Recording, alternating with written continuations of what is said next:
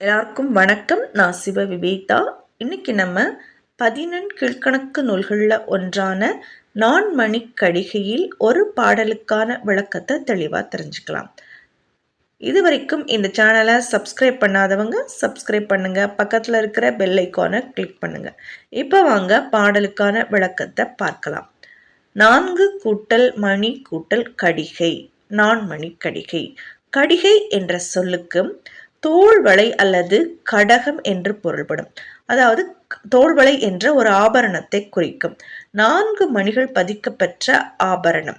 அந்த பார்க்கறதுக்கு அது எவ்வளவு அழகாக இருக்குமோ அது போலவே ஒவ்வொரு பாடல்லையும் 4 மணி போன்ற கருத்துக்கள் அமையப்பெற்ற நீதி நூல்கள் தான், நீதி கருத்துக்கள் அடங்கிய நூல் தான் இந்த நான்மணிக்கடிகை.